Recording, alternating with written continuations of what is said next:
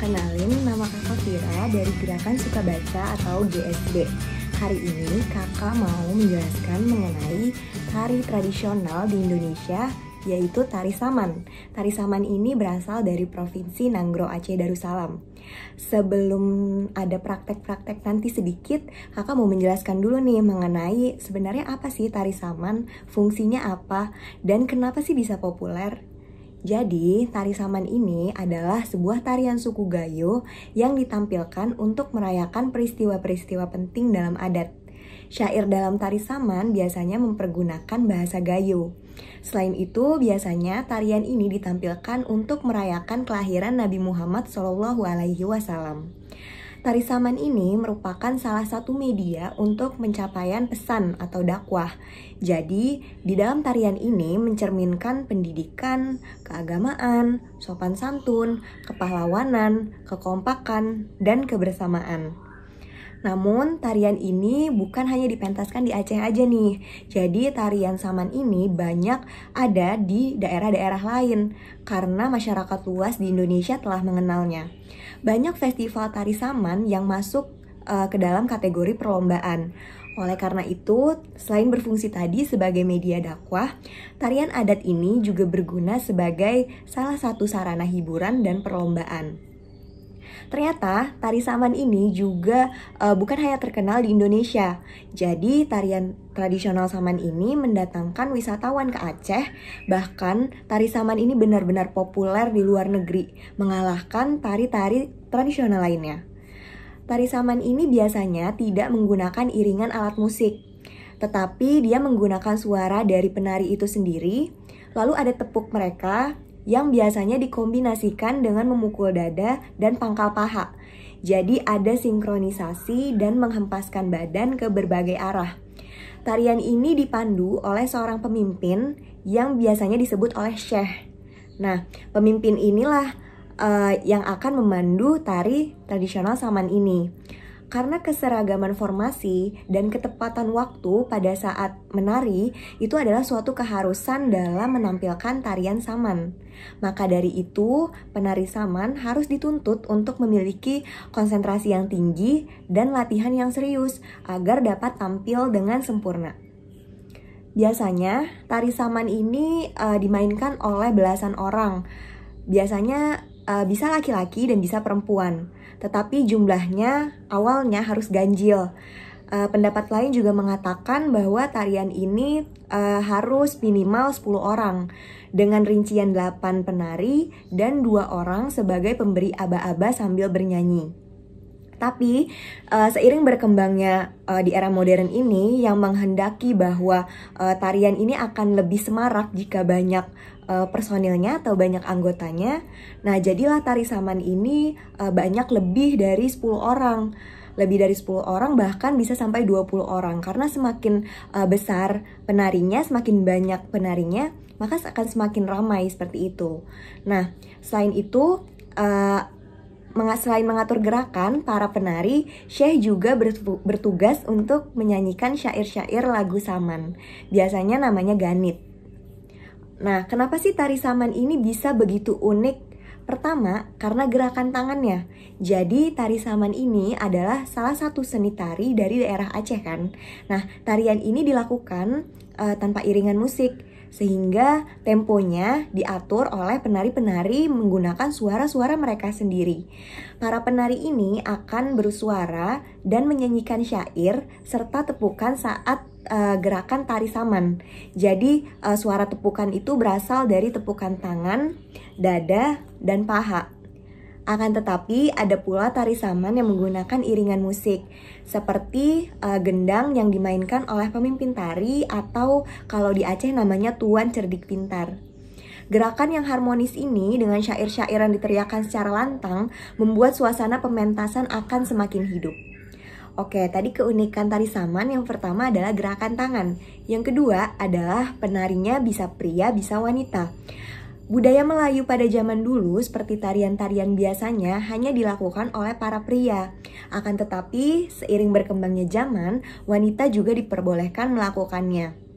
Seperti yang tadi sudah aku jelasin, kalau penari saman ini awalnya hanya 10 orang, minimal 10 orang, 8 orang penari, dan 2 orang syekh. Tapi sekarang biasanya hanya ada 1 syekh dan bisa lebih dari 10 orang penari. 3. Formasi tari saman. Jadi tari saman ini diteriakan dalam jumlah ganjil.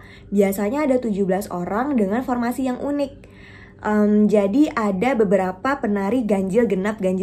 Misalnya yang ganjil ini akan memiliki gerakan yang berbeda dengan yang genap, seperti itu. Keempat, harmonisasi dan keserasian. Jadi gerakan yang kompak dan harmonis dalam tari tradisional ini adalah karakteristik utamanya. Penari harus fokus pada saat setiap gerakan agar siapapun yang memperhatikan syair dan juga memperhatikan tariannya itu jadi sinkron. Oleh karena itu, meski memang terlihat sederhana tarian saman ini, hanya melakukan tepuk tangan, dada, paha, tapi faktanya tarian ini sebenarnya tidak cukup mudah untuk dilakukan. Oleh karena itu, penari harus memiliki konsentrasi yang tinggi. Kelima, media dakwah. Seperti yang tadi sudah kakak jelaskan juga bahwa tari saman ini adalah salah satu tari untuk media dakwah. Jadi memang isi dari lagu-lagu yang ada di tari saman ini berfungsi untuk menyampaikan suatu pesan-pesan kepada siapapun yang menontonnya. Yang keenam, kostum tari saman. Nah, kostum tari saman ini biasanya memakai pakaian adat Aceh. Jadi ada beberapa kostum yang berbeda. Ketika seorang anggota dari penari, yang tadi aku bilang ada ganjil, ada genap, ada ganjil, ada genap. Nah, itu semua bisa memiliki warna yang berbeda-beda. Jadi misalnya bisa biru kuning, atau hijau pink, dan masih banyak warna-warna lainnya. Dan terakhir, tari saman ini dengan segala keunikannya meliputi gerakan, keabsahan, filosofi, serta pengaruhnya terhadap masyarakat membuatnya menjadi salah satu warisan budaya yang diakui oleh UNESCO. Pengakuan tersebut menjadikan tarian saman setara dengan kesenian lain di Indonesia, seperti wayang, batik, keris, dan alat musik angklung. Diharapkan melalui wawasan ini, kita sebagai anak bangsa terus melestarikan tradisi kebudayaan leluhur agar tetap terjaga. Oke, itu sekian beberapa penjelasan mengenai tari saman. Dan setelah ini kakak mau praktek sedikit tentang gerakan tari saman. Oke, sekarang kita masuk ke dalam praktek tari saman. Pertama, harus duduk melipat. Duduk lipat, tangannya ditutup, dirapetin seperti ini. Jangan lupa bahunya tegak. Oke, setelah itu nanti pada saat kita menepok harus powerful atau harus memiliki kekuatan yang lebih gitu. Kita lihat ya. Tangan kiri di dada kanan atas, tangan kanan di paha bawah kanan. Oke, lalu nanti pindah. Pindahnya itu seperti ini ya, jadi ada seperti dinaikkan. Begitupun nanti pada saat pindah ke kanan juga harus seperti dinaikkan. Kita coba ya. Di bawah terbuka. 1, pindah. Pada saat pindah yang bawah tertutup. Lalu putar ke kanan lagi, pindah. Putar lagi, pindah lagi, putar lagi, pindah lagi, sampai 8 kali.